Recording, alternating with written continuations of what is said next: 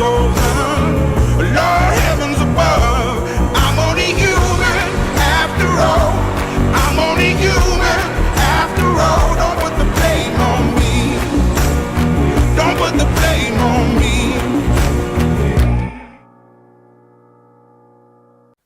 Great. Well, it's been a real privilege, as I've said, to be here over the course of this week. This is, sadly, the final night. Sorry, I thought people would also be sad about that. It's been the final night. Thank you. But it isn't actually really the end, and at the end we'll tell you about what's going to be happening after this week. And our hope is that actually for many people, this isn't the end but the beginning of, at very least, an investigation into these huge claims that we've been thinking about over the course of this week. And the groups that have organised the events this week would really love to help you continue that investigation in the next few weeks too. But tonight we're looking at this question, the searching for love in a world of broken hearts. All week we've been thinking about some of the basic human desires that we have, some of the big existential issues of life. The search for truth, the search for significance, the search for freedom. And yet perhaps it's the search for love that is most basic and most fundamental in our human desires. We can cope with a lot of things in life if we have love. And conversely, if we do not have love, you can have almost everything in life and still feel that you're missing out. Our search ultimately isn't for something, it's for someone.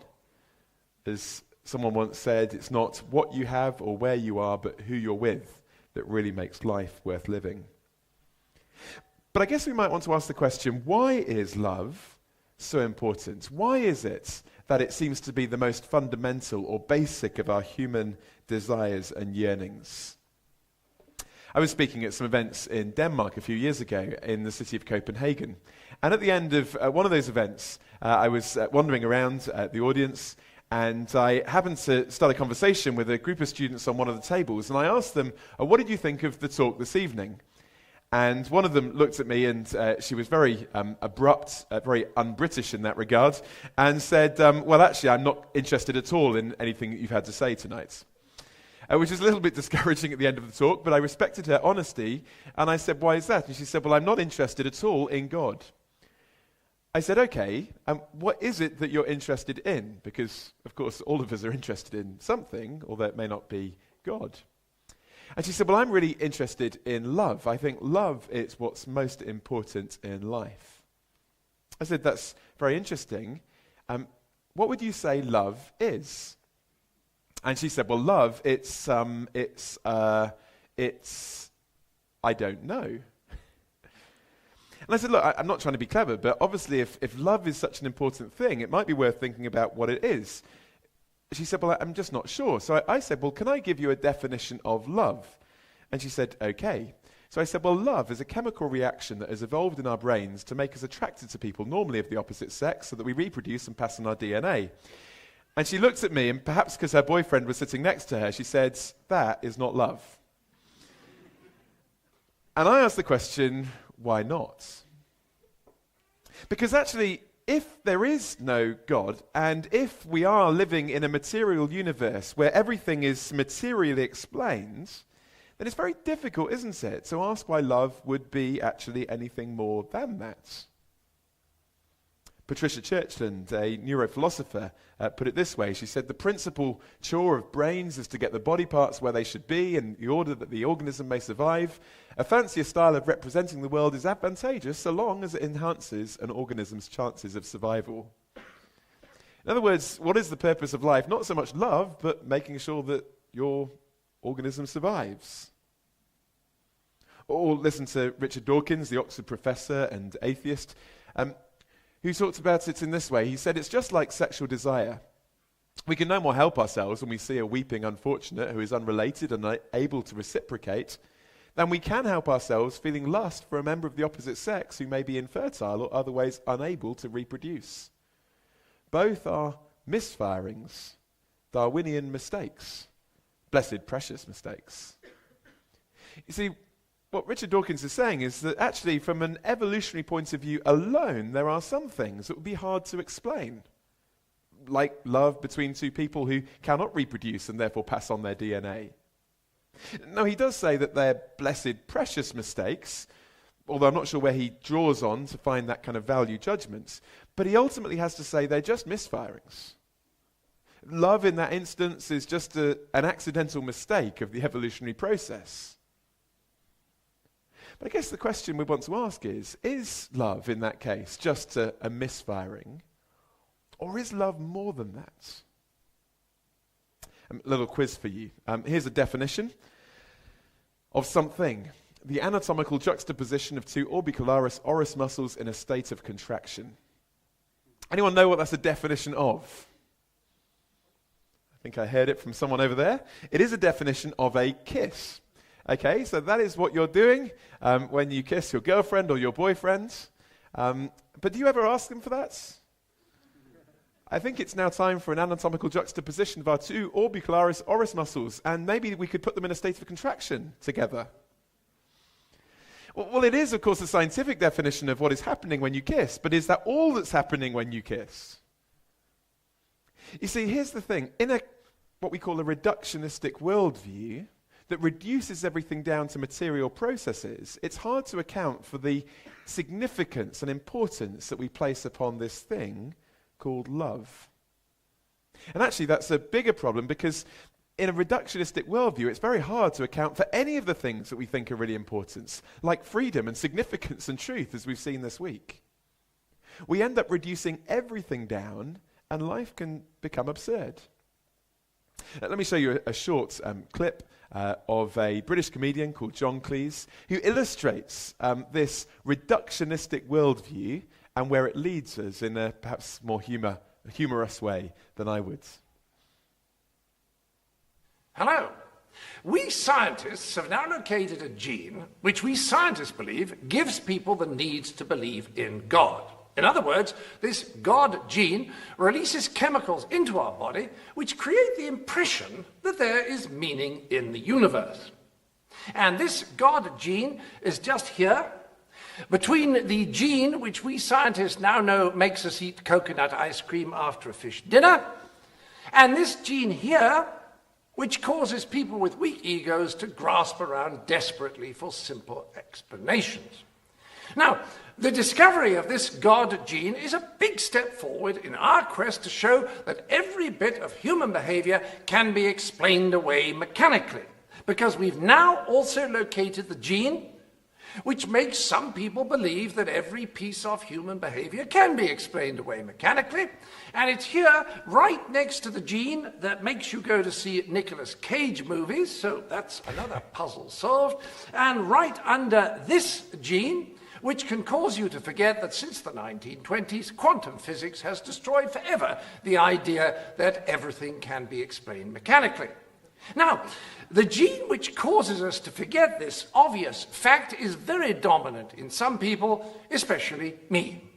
And we scientists now know that it's closely linked to this gene here, which gives you such a weak sense of self that you hang on to anything that makes you feel more secure emotionally, whether it's fundamentalist religion or a reductionist view of the universe, which is right over this gene here that makes you want to punch people in the head when they take the scientific process and subject it to their pathological literal-mindedness.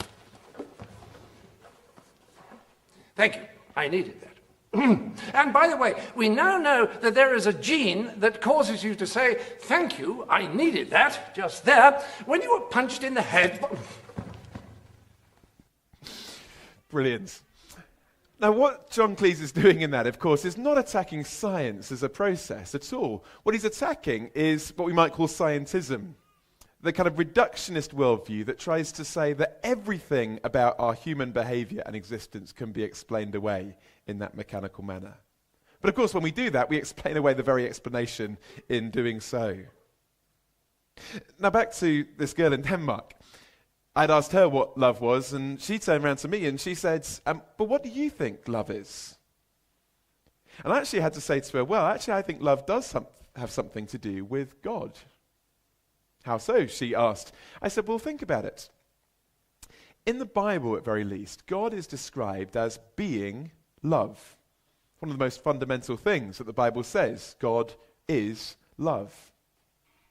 But of course that raises the question as to how God could be love if there was a point in history when the only being that existed was God. For love requires an object for it to be real. And so if God was a singularity on his own, then God could not be love in his very being or his very essence. And yet at the heart of the Christian claim is that God isn't on his own, but God is a relational God. The theological Christian term is a trinity, a triune relationship of Father, Son, and Holy Spirit, three persons united in loving relationship so they become one. The closest picture of that is marriage, where two people in loving relationship are united to become one. And so at the heart of the Christian claim is a relational God who in his very being from all eternity past is love and does love. And then, as we've said over the previous nights, this God creates a world and creates human beings like us. And he creates us in his image. And if we're made in the image of a God who is most fundamentally love, then that would, of course, explain why at the heart of humanity, being love and being loved is what makes us human beings as well. We're created to love because we're created in the image of a loving God. But you might ask the question, if that is the case, if what it means to be human is to be loved and to love, why is it so hard to find love? And why is it so often we don't experience the love that we so desperately desire? I want us to spend a few minutes tonight looking at a story, an encounter from the New Testament part of the Bible with a woman who Jesus meets, who also is looking and searching for love. It's not in the accounts that are on your tables. That's Luke's account of the life of Jesus. This comes from John's accounts, biographical accounts of the life of Jesus. But I'll put the words on the screen, and I'll read the account to you so that we can think about it together for a few moments. It starts this way. Now he, Jesus, had to go through Samaria. So he came to a town in Samaria called Sychar, near the plot of ground Jacob had given to his son Joseph. Jacob's well was there, and Jesus, tired as he was from the journey, sat down by the well, and it was about noon. When a Samaritan woman came to draw some water, Jesus said to her, "Will you give me a drink?" His disciples had gone into town to buy food. The Samaritan woman said to him, "You're a Jew and I'm a Samaritan woman. How can you ask me for a drink?" For Jews do not associate with Samaritans. Jesus answered her, "If you knew the gift of God and who it is that asks you for a drink, you would have asked him and he would have given you living water." "Sir," the woman said, "you've got nothing to draw with and the well is deep. Where can you get this living water? Are you greater than our father Jacob, who gave us the well and drank from it himself, as did also his sons and his livestock?" Jesus answered, "Everyone who drinks this water will be thirsty again, but whoever drinks the water I give them will never thirst. Indeed, the water I give in them will become in them a spring of water welling up to eternal life." The woman said to him, "Sir, give me this water so I won't get thirsty and have to keep coming here to draw water." He told her, "Go call your husband and come back." "I have no husband," she replied. Jesus said to her, "You're right when you say you have no husband. The fact is, you've had 5 husbands, and the man you're now with is not your husband. What you've just said is quite true." "Sir," the woman said, "I can see you're a prophet. Our ancestors worshipped on this mountain, but you Jews claim the place where we should worship is in Jerusalem." "Woman," Jesus replied, "believe me, a time is coming when you will worship the Father, not on this mountain nor in Jerusalem. You Samaritans worship what you do not know. We worship what we do know, for salvation is from the Jews. Yet a time is coming and has now come when the true worshippers will worship the Father in spirit and in truth. They're the kind of worshippers the Father seeks. God is spirit, and his worshippers must worship in spirit and in truth." The woman said, "I know the Messiah called Christ is coming. When he comes, he'll explain everything to us." And then Jesus declared, "I, the one speaking to you, I am he." It's a fascinating story, isn't it, of this woman. A woman who was thirsty physically. That's why she'd gone to a well to get water. But you get the sense from the story that follows that she's thirsty in a deeper way than just physically. Thirsty not just for water to quench her physical thirst, but thirsty for love and for acceptance and for relationship. And we know where she sought to quench that thirst because she sought to find the answer to her needs in marriage. In fact, we're told in verse 18 that she's been married 5 times. By the way, there's a story of another wedding a few years ago, and the best man was getting up to give the speech at the reception. And he had been sent a few letters from people who couldn't be at the wedding to be read out in his speech. And he picked up one of them, and at the bottom of the letter there was a Bible reference, and the Bible reference was 1 John chapter 4, verse 18, which is another book in the New Testament, and it's a lovely verse that says, "Perfect love drives out fear," which would be a great verse to read at a wedding, only he didn't realize that this was a different book in the New Testament, and he read John chapter 4, verse 18, and said to this newly married couple, "The fact is you've had 5 husbands, and the man you're now with is not your husband." Which was not true, thankfully, of that couple, but it was true, of course, of this woman. Now, we're not told the story behind what happens. It's just in black and white a statement of facts. But, I mean, maybe we could imagine. Let's imagine this woman that Jesus is speaking to. She's got it all planned out. She's got the wedding dress, she's got the church, she's got the bridesmaids. It's all sorted. She is only 5 years old, and she needs to find a guy. But she's got her dream, okay, of the perfect marriage. And then she goes away to university somewhere in Samaria, and she meets this guy, and they fall in love, and they go on romantic dates. I don't know what kind they went on, but maybe camel rides in the desert. And after a few weeks or months, she's swept off her feet. He gets down one starlit night and proposes, and she says yes. And they have this wonderful wedding that she's always dreamed of, and they get married, they go on honeymoon, they come back, and then, of course, they settle down. And for a while, everything's wonderful, and then it all goes wrong. And then the separation, then the divorce, and the pain of that. But then she meets another guy, and she thinks, oh, now I understand why the first one didn't work out, because this guy is everything he wasn't. He is so, and he was so, and so on. And they start dating, and they go on their camel rides, and he gets down on one knee, and he proposes, and they get married, and it's all really wonderful again for a while. But then again, it comes to an end, and all the pain that goes with it.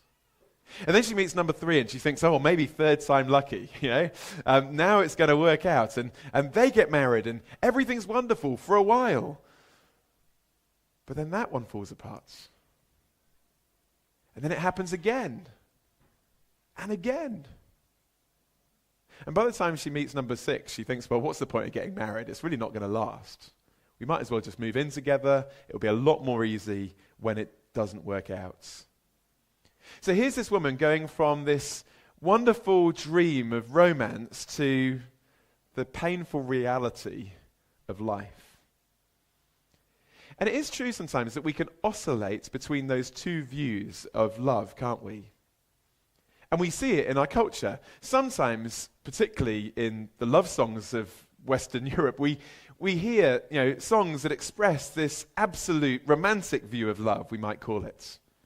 I mean, have you ever heard a love song that goes like this? I will love you with part of my heart. Or, I will love you for quite a long time.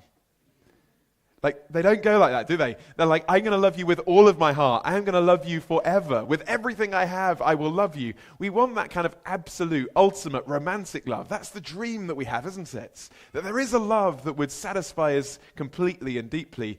And yet, on the other hand, there's the cynical, or maybe we might say realistic view of love, which says, yeah, but that doesn't happen in reality. It happens in the films.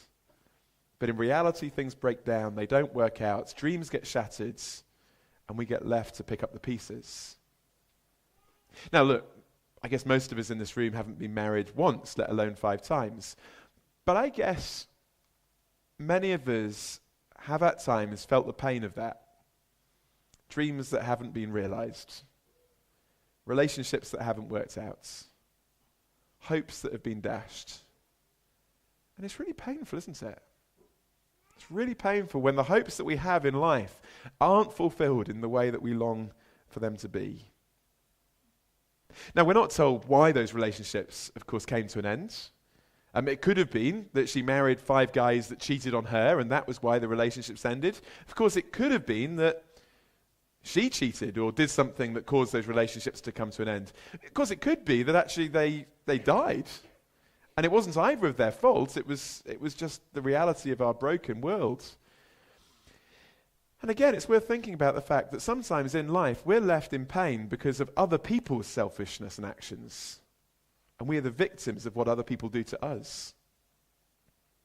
Sometimes, though, in life, we're ending up in pain and brokenness because of the actions that we choose to make.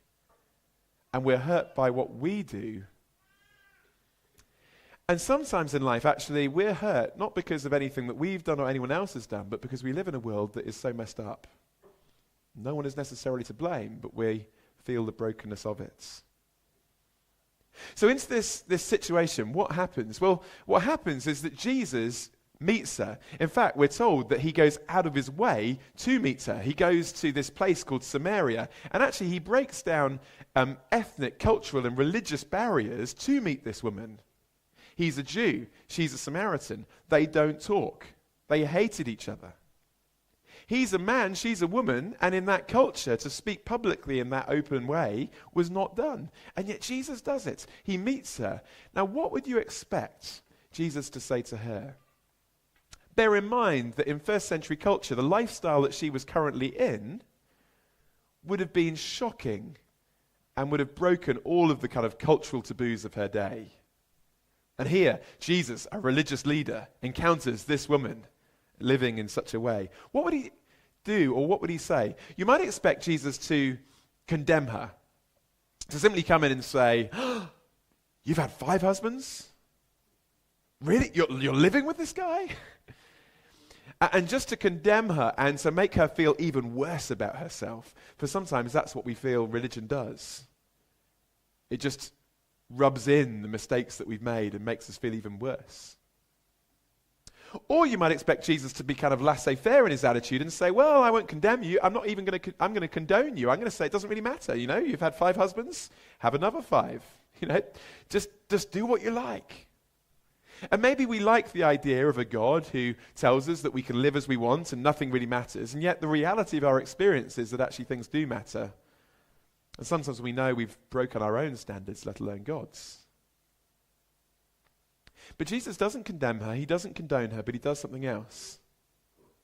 He says to her, if you look at it again, in verse 10, if you knew the gift of God and who it is that asks you for a drink, you would have asked him and he would have given you living water.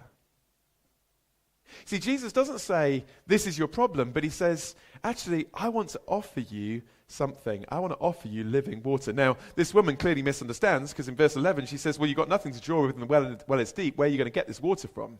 She thinks that Jesus is offering some kind of magical physical water, some kind of super Sprite that's going to quench her thirst for longer than water can. And so Jesus says in verse 13, everyone who drinks this water will be thirsty again, but whoever drinks the water I give them will never thirst. Indeed, it will become in them a spring of water welling up to eternal life. Jesus says, actually, I want to quench your deeper thirst with something that only I can give. You see, what he's doing is he's actually getting to the heart of the issue here. This woman is desperate for love. She's desperate to feel loved, to be able to love. She's desperate to belong and to experience intimacy. And Jesus says, all of those longings that you have, they're absolutely right. You're just looking for the answer in the wrong place. You see, all of us have deep desires to love and to be loved. But here's the thing. This woman thinks if she can just meet the right guy, he will meet all of those desires and all of those needs, and then her thirst will be quenched. And Jesus is actually saying, you're looking for the right thing, but if you think another human being could meet those deep, deep desires of your hearts, you'll always be disappointed. Because actually no human being is big enough to really meet the deepest desires that we have. You know, there's kind of love songs. I have to be a bit of a confession time tonight. I do quite like love songs, actually, and have a few on my iTunes playlists. And, you know, you're kind of listening to, you know, Daniel Bedingfield or something like that, and a bit of classic love songs, and you get, like, words like, you know, I've got to have a reason to get up in the morning. You're the one that puts a smile on my face. And you think to yourself, you know, wouldn't it be wonderful? Wouldn't it be wonderful if someone thought that about me? If they said, you are the reason that I get up in the morning, you're the one that gives me a reason for living, wouldn't that be wonderful? But actually I want to say it wouldn't be wonderful at all, it would be terrible. Now, I'm not just a cynic because I'm single, but I'm saying it would be terrible for this reason, because if you're looking to find your meaning, your significance, your ultimate purpose in another human being, they will always disappoint you. Because you're putting too much weight upon them, too much expectation upon them, that they will never be able to deliver. And if you find someone who is doing that to you, then you will always disappoint them. It is not because human relationships are not important, they are, and God created them. But we were created for another, more huge and ultimate relationship. And that's what Jesus says in verse 14. He says, the water I give you will become in you a spring of water that will well up to eternal life. Later on in the same book, Jesus defines eternal life this way. He says, eternal life is to know you, the living God, and Jesus Christ whom you have sent. The word know there is not some intellectual kind of knowledge that you might have to pass an exam, but it's a deep, personal, experiential knowledge that you have when you're intimately known by someone. And Jesus says eternal life is having a deep and intimate relationship with the God of the universe. And that all of our desires for intimacy and love are ultimately pointing towards that. And only when you know the intimate and deep love of God in Christ can you really find that deep satisfaction and that thirst being quenched. Jesus says we're looking for the right thing, but we're looking for it in the wrong place. Only in him can we find that relationship that we so desperately long for. Now you might be asking the question, how? Like this woman was. Could Jesus offer this kind of deep and meaningful life? And the answer is simply that it's because of who he is, and it's because of what he's done. Because of who he is. At the end of that story, the woman says to Jesus, I know the Messiah called Christ is coming. When he comes, he will explain everything to us. The Jews and the Samaritans were looking forward to when God was going to send his Messiah, his anointed one, into the world to put this broken world right and our broken relationships right. And she says, when Christ comes, he'll sort it all out. And Jesus says, verse 26, I, the one speaking to you, I am he. I'm that one that you're looking for. I am the one that is going to put it right. I am God's Messiah. In fact, he says more than that in using the very term I am. So clearly he's referring to himself as God, the one that can meet our needs. If Jesus was just some religious figure of history, of course he would have no relevance to us today. But if he is the God of the universe, then he can connect us into relationship with himself. So he can offer this eternal life because of who he is. He can also offer it because of what he's done. This woman in the story is thirsty, physically, but also spiritually. And this concept and analogy of thirst comes up again in the same book of John's Gospel. 15 chapters later on, Jesus has gone to Jerusalem, and he's taken outside of the city of Jerusalem. He's stripped naked, and he's nailed to a Roman cross, where he dies in shameful agony, one of the most painful forms of execution invented. And on the cross, there are 7 things that Jesus says that are recorded down in the 4 gospel accounts. And one of them is this. Jesus said, I thirst. Now we know that one of the most painful things about crucifixion was the raging physical thirst that you would have endured. But of course there would have been many other things that Jesus would have experienced on the cross. My head with the crown of thorns, my side, my feet, my hands. He doesn't talk about any of the physical pain. He only mentions his thirst. Because actually I think what Jesus is talking about is not just a physical thirst. He's saying, as he dies on the cross, that he's experiencing that deeper inner thirst that all of us rightly experience because of our separation from God.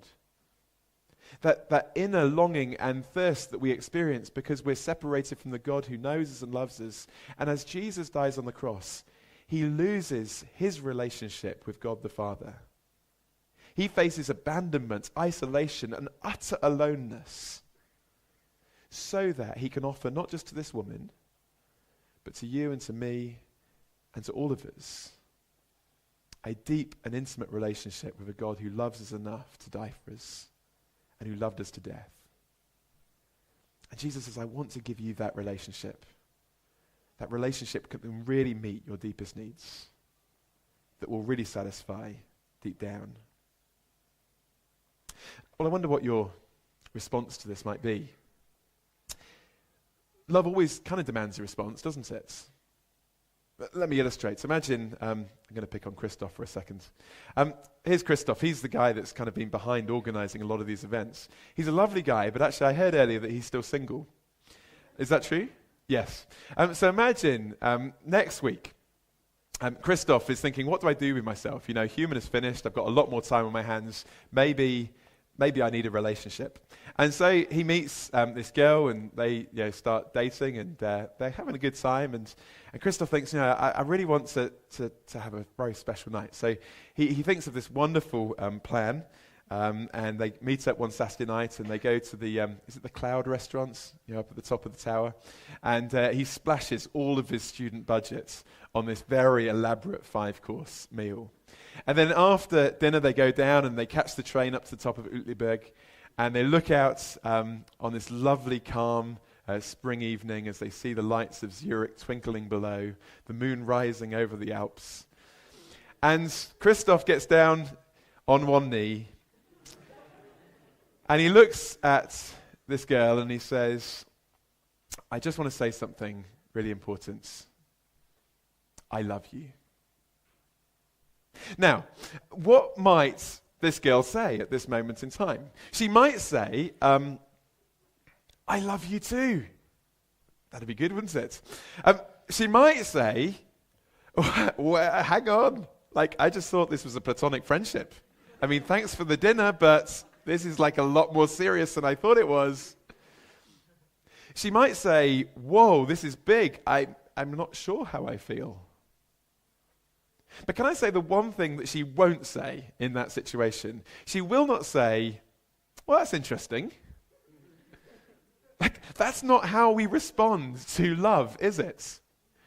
You can respond and reciprocate. You can reject. You might need some time to think, but you won't just say that's interesting.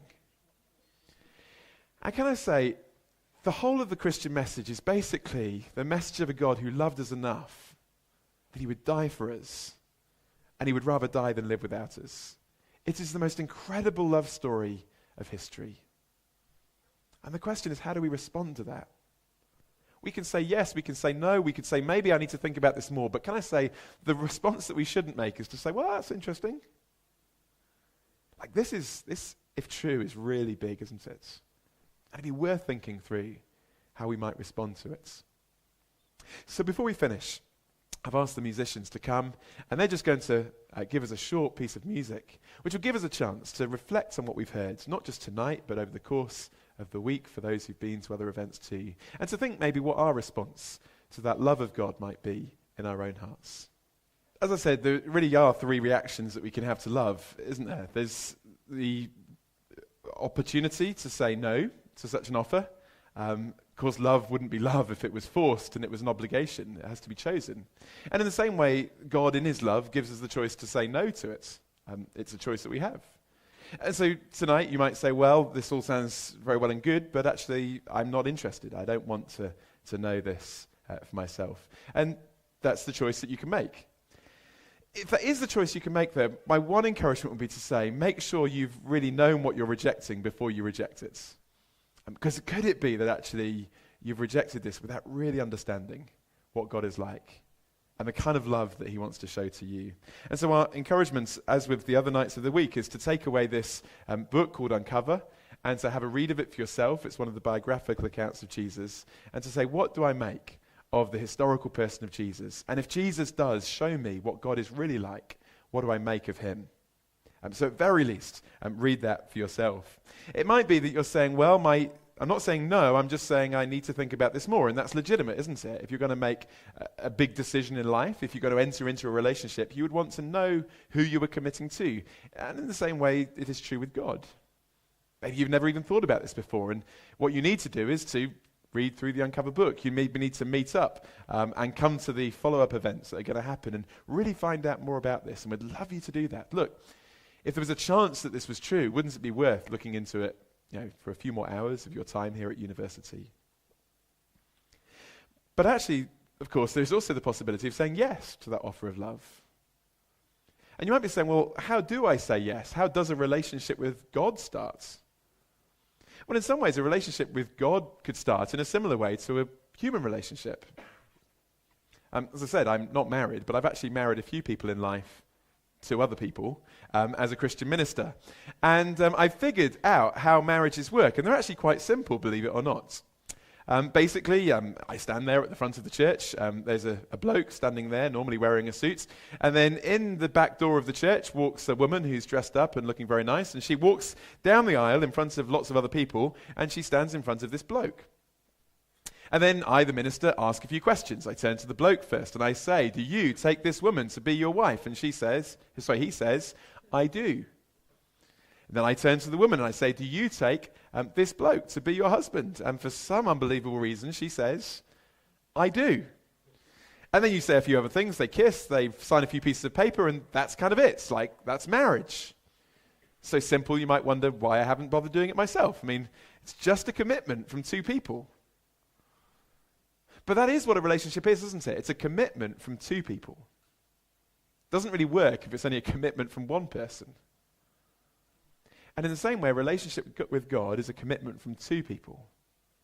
It's a little bit like, if you could imagine the scenario, we're standing there facing Jesus, and God the Father says to Jesus, will you take this person and will you love them? And Jesus says, yes, I'll love them to death. And he does. And then God the Father says to us, will you take this Jesus? Do you love him? And the question is obviously put to us, isn't it? What will our response be? For a relationship to be real, there has to be commitment from both sides. God has made his commitment to us. It was costly. The question is, have we ever bought into that? Have we ever made our commitment to him? Have we ever begun that relationship? It has to begin sometime, doesn't it? Maybe for some here, as you've heard what you've heard this week, you've got to a point of saying, actually, I think I would like to start that relationship, or I'd need to start that relationship. You may have some questions in your mind. You might say, well, how is it going to change my life if I start a relationship with God? And my answer is, I don't know, because it's a relationship. Relationships don't come with rule books. But you get to know someone to the point that you think, actually, whatever it's going to mean and however it's going to pan out, I can trust this person. And if God is who Jesus shows us him to be, then actually he's someone you can trust, whatever it's going to mean in life. It won't always be easy. It will always be worth it. You might be saying, well, do I know enough to make that commitment? Well, the reality is you do need to know something. I mean, no one walks out onto the street and grabs a random stranger and asks them to marry them, at least not normally. You do need to get to know someone a bit, but actually you'll never get to know someone exhaustively before you make that kind of commitment. And in the same way with God, we don't need to know everything before we actually get started. It's the joy of being a Christian. It's being in a relationship with God who you can get to know, not just theoretically and philosophically, but personally and experientially. So maybe for some, that would be a great thing to actually start doing, to begin that relationship with the God who loves you and has died for you. And if you want to do that, then maybe just talking to God would be a good way of doing it. There's no magic formula, but words like this could be helpful. Dear God, thank you for your love for me. I'm sorry I've often lived without you and hurt others and hurt you. Please forgive me and help me to experience now a relationship with you from now on. It's just words, but that's normally how a relationship starts, isn't it? Words expressed not necessarily fluently, stumblingly, but honestly as a way of getting started. And maybe for some tonight, that would be a helpful thing to say. Let me just read the words one more time. Maybe you'd like to echo them in your heart as a response to what you've heard. Dear God, thank you that you love me. I'm sorry I've often lived without you and hurt others and hurt you. Please forgive me and help me to experience a relationship with you from now on. Amen. I'm only human after all. I'm only human after all. Don't put the blame on me. Don't put the blame on me.